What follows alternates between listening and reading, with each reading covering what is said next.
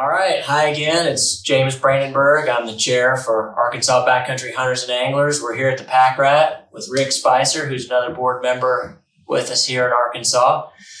Last video we talked about footwear, and started with footwear because it's kind of the foundation. It's where the rubber meets the road. That's right. And so, you got to get your footwear right if you're going to have a good experience getting out this fall. And our goal with this video series is to knock down some of the barriers. We're not here to tell you exactly what to pick, but we're going to try to give you some information about how to make those decisions. Yep. Where do you need to work a little harder to be ready for the fall? And, what do you really want? If you're going to try to economize or maximize your resources, I guess, where do you want to really pay attention to those things? Sure. A pack is like footwear, a piece of equipment that needs to be fitted properly, whereas other pieces of gear like your camp stove, or even your sleeping pad. I mean, those types of things, they're important, but they aren't necessarily custom fitted to you, right, like a piece of, or like footwear or a backpack per se. And so we thought it would be appropriate to kind of hit this on the second one, because there's a lot of information that goes into properly fitting a backpack to an individual. So just to remind everybody, I'm more of the novice in this, or I'm playing the role of the novice, I guess, and Rick is the expert here. And what we're going to do is go through. I brought my pack that I've got it. I haven't ever had it really professionally fitted to see how I did in terms of getting it set up for myself. So we'll take a look at it. Rick's going to go through and explain the things that you need to be on the lookout for. We're not here to tell you what kind of pack to pick, because, just like not every shoe fits everybody, not every pack fits everybody. So we're, again, just here to provide information and a little bit of education so that when you decide or when you start doing your research to find a pack, you're armed with a little bit more knowledge so that hopefully you can make a better decision. That's right. Our assumptions in this are that you're going to be getting out this fall. Instead of maybe just going into the stand, maybe you're looking for a little more adventure like we talked about before. You might go a little bit deeper in the woods this year. Maybe you're going to hit a wilderness area where you can't take the quad in, and you've got to be able to hike in there, and you've got to be able to carry what you kill back out. So you may even be going in there to camp. So with this video, we're going to talk about what you carry your gear in. It's like the trunk of your car. We talked about the tires last time. Now we're at the trunk. Yep. And why don't you tell us, Rick, what are the things that you think about? So backpacks, for most of us, are typically going to fall into kind of two categories. One would be a day pack, and that's so basically self-explanatory, right? Anything that you're going to be doing where you're out for anywhere from an hour to all day long. But you're not going to have camping equipment with you, right?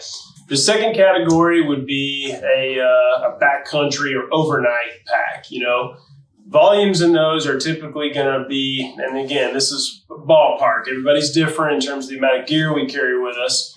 But typically we're going to be, if it's under 40 liters, that's where you're thinking about probably a day pack. And an average size day pack for a lot of folks is probably going to be somewhere between 25 and 35 liters.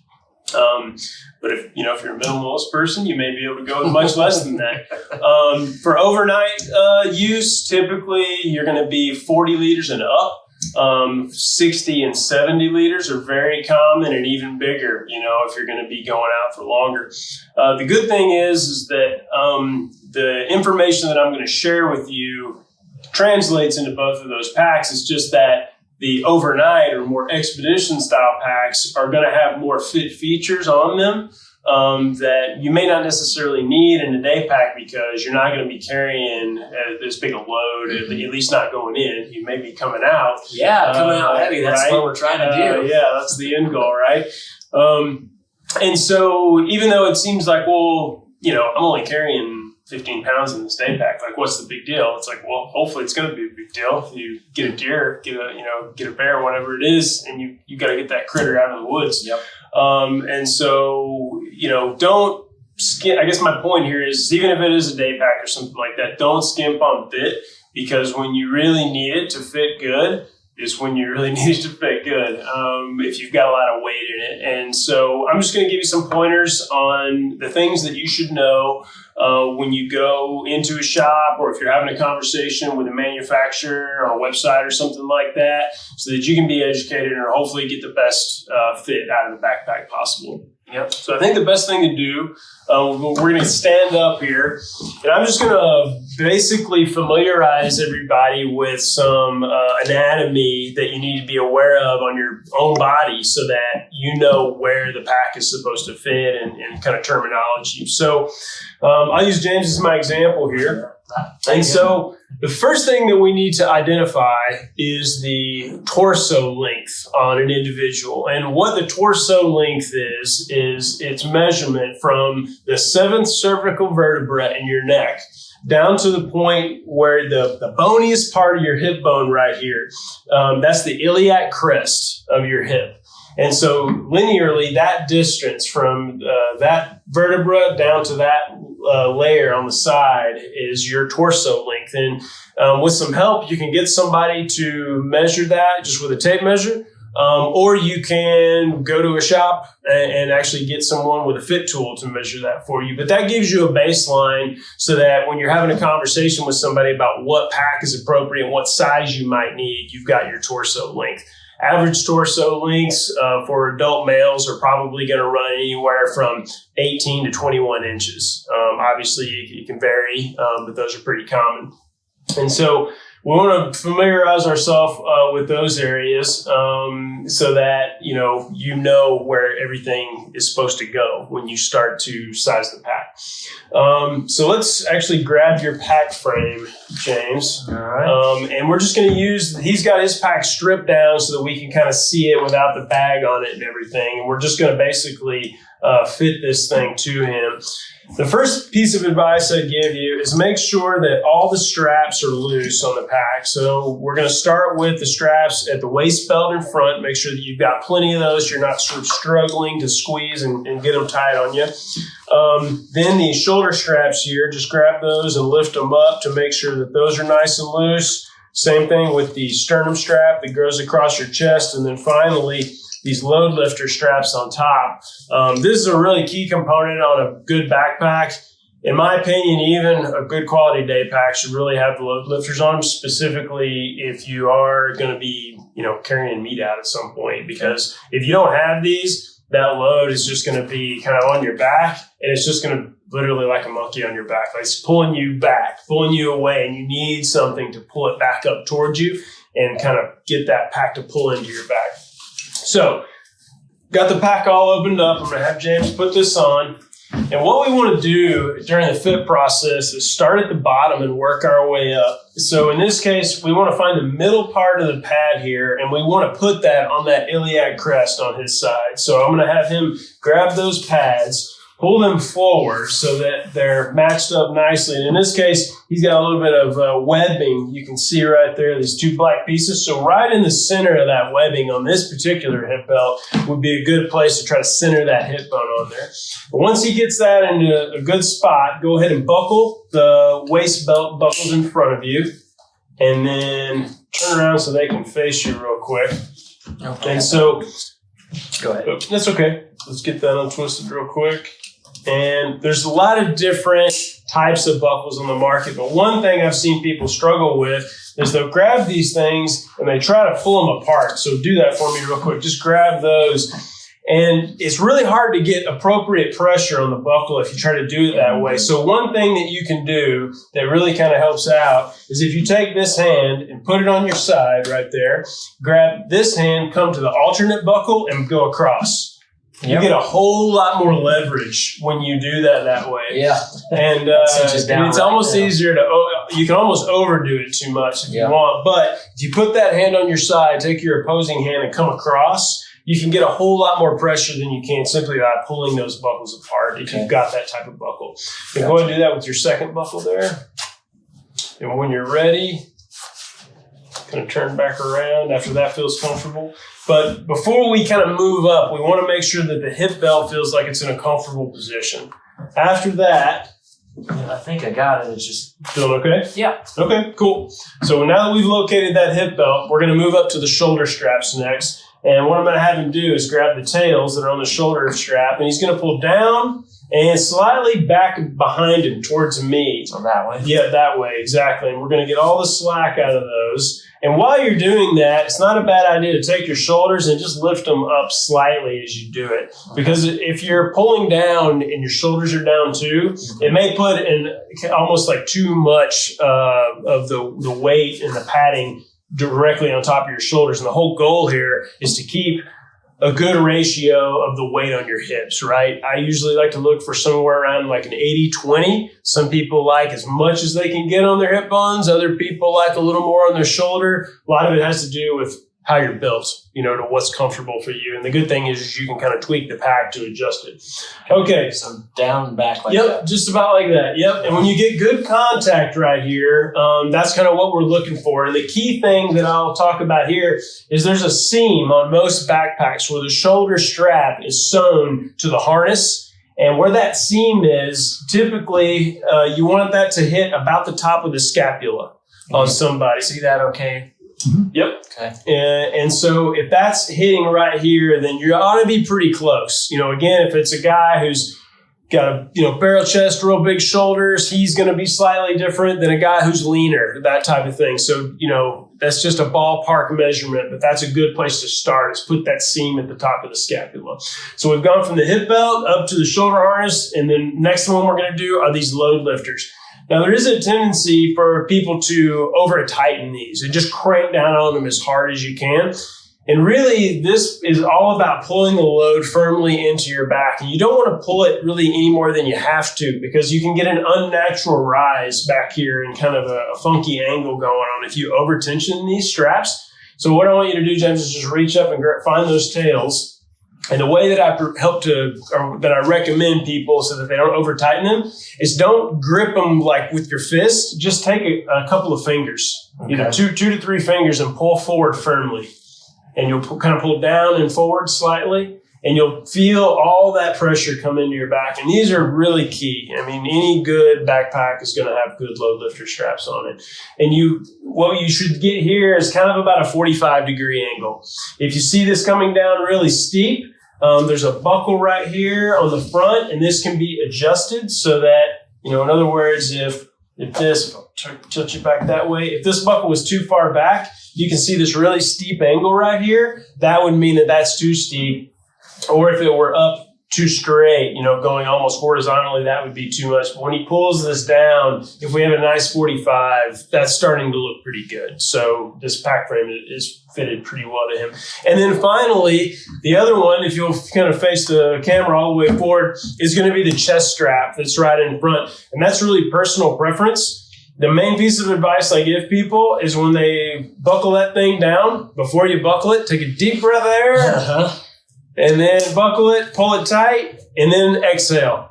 Because if you're standing there and your posture's maybe not so good and you crank that thing down and 5 minutes into the hike, you take off uphill, you don't realize it, but you've compressed your chest and you can't get full air into your lungs. Mm-hmm. So you don't want to over tighten that. The other thing you can do is it rides on tracks typically right here, and you can raise that up. Now, of course, you don't want it up in your neck where it's uncomfortable or rubbing or anything like that. But if you move it up a little higher, it can have sort of less degree of chest compression. Okay. So, in other words, maybe up in here or something like that. Yeah, I think I've got this one about as low as it goes. So for whatever reason. You can, but really, at the end of the day, that's personal preference. You just kind of play with that. And the other thing that you'll want to do, and it will change depending upon the load that you've got in your pack, is you can play with the ratio of tightness between the load lifter and the shoulder strap down here on the bottom. And that will change the angle and how much wrap you have right here. And to some degree, the amount of weight that is bounced on your hip bones versus your shoulders. And one analogy that I like to use is you can go to a furniture store and buy the most comfortable chair in the whole store, right? But if you sit in that chair long enough, eventually you're going to get tired of sitting in that position, right? Doesn't matter how comfortable the chair is. Backpack's no different. It can be the most comfortable, best fit backpack for you. But at some point, if it's been fitted the same way, you've been hiking all day long, you'd like to make an adjustment. And that's where these straps really come in handy, because you can loosen these, pull forward on these load lifters up here, and you can change the way the pack is fitted to you and the weight distribution of the hips and the shoulders and that kind of thing. Okay. And that can be really helpful. All right. So one of the things that I struggle with, and maybe I'll leave it on for right now. So one of the things that I struggle with is I can fit it pretty well, or it felt like it fits okay when I'm just carrying it around as a day pack. Right. But I throw even 25 pounds in it just to, kick the tires a little bit. Yep. And it's walking around the neighborhood even, it can be a lot more miserable. Sure. So what are some strategies that I can employ to kind of get through that, whether that's how I distribute the load in the pack or how I fit the pack? Absolutely. Yeah. So first and foremost, when it comes to loading the pack, you want to make sure that the heaviest things that you're carrying are as close to your back as you can get them. That's why a lot of the pack manufacturers nowadays, if they've got a meat shelf or an overload system, the meat should go close to you as you can get it, right? Because it's the heaviest thing that you're going to be carrying, other than liquids like water, fuel, those types of things. You always want to make sure that those are as close to your back. And then as things get lighter, your puffy layers and your freeze-dried meals and that type of stuff, you start to pack those further away from your body. So load distribution when you're packing is pretty critical. And you want to focus it. If you'll turn around again, the heaviest things should be kind of right here. And as they get lighter, they can move away and they can move up, so to speak. And another key thing when it comes to pack fitting or just packing the pack in general is, if you can, oftentimes you'd rather pack high than pack away. Even though, you maybe have the ability because you've got some straps on the back of your pack back here and that kind of thing. If you keep packing further out, it just continues to affect your center of gravity. Mm-hmm. Whereas if you pack up, you're able to keep that load distributed more on your hip bones a little bit better. Okay. All right. So we've fit this pack to me, and we've talked about doesn't necessarily matter what the pack is as long as you've got certain things here that you can can get the fit adjusted. What are some other things that I'm going to be running around in the woods all day? What do I need to be thinking about for my pack specifically? Not what's in my pack. What do I need to have as a pack, I guess, or like what features might I want to look for? Well, of course, we're all different, but I would focus on the frame, the harness, and the comfort of the backpack first. A lot of people look at a pack and they really like the camo pattern on it, or they really like the buckles or the pockets and that type of stuff. And it's really easy to sort of get into those things, but they're very much secondary to comfort and a good harness on a backpack. So that is first and foremost what I would recommend when you're focusing on getting a new backpack. But let's say we've dialed that in, right? We've got a pack and we're happy with the way it fits and the comfort level of it and all those kinds of things.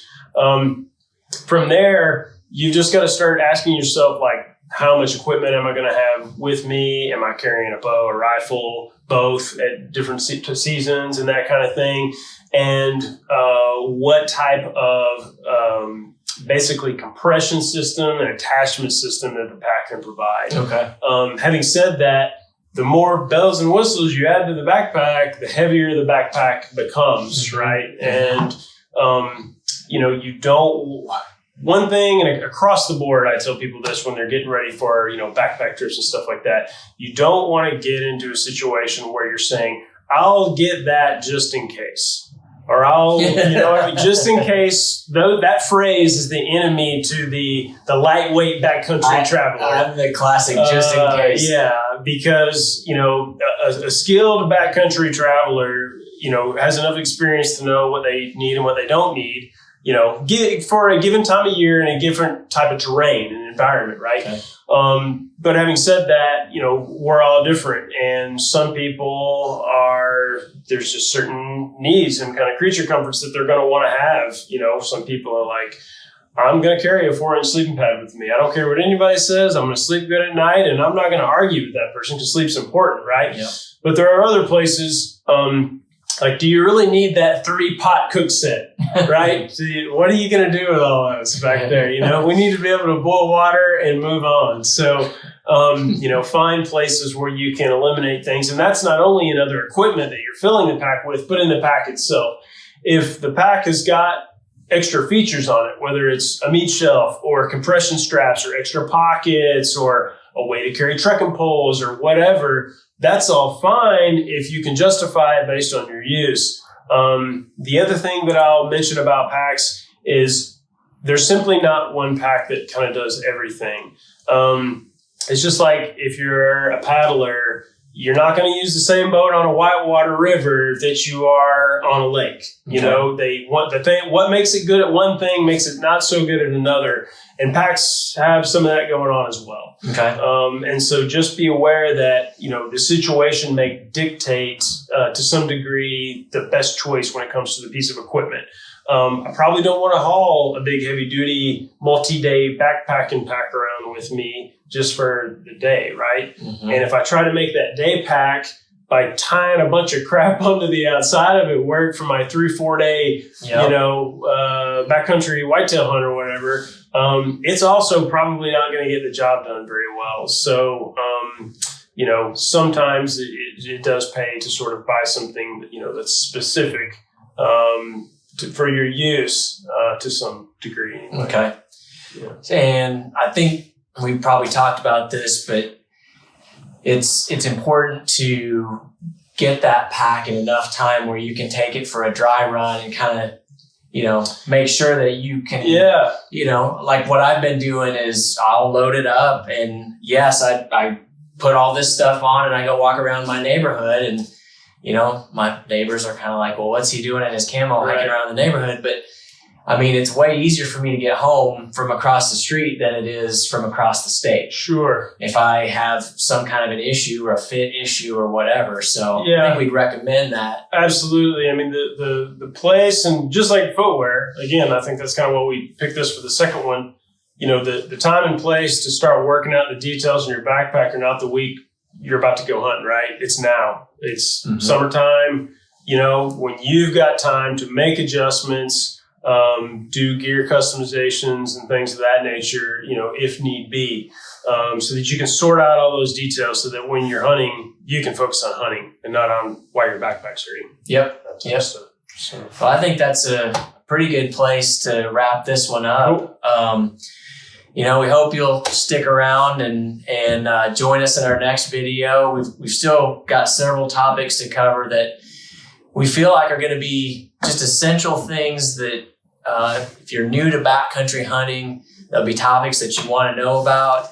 And again, just trying to reduce that learning curve a little bit and make your time outdoors a little more enjoyable. So we'll sign off for now. We'll be around to answer questions. If there's something that we didn't get covered, shoot us a message. I mean, definitely. Obviously, we're on social media here, Arkansas Backcountry Hunters and Anglers, and we'd love to be able to answer your questions and help you get ready for the fall. So good luck. Thanks for watching.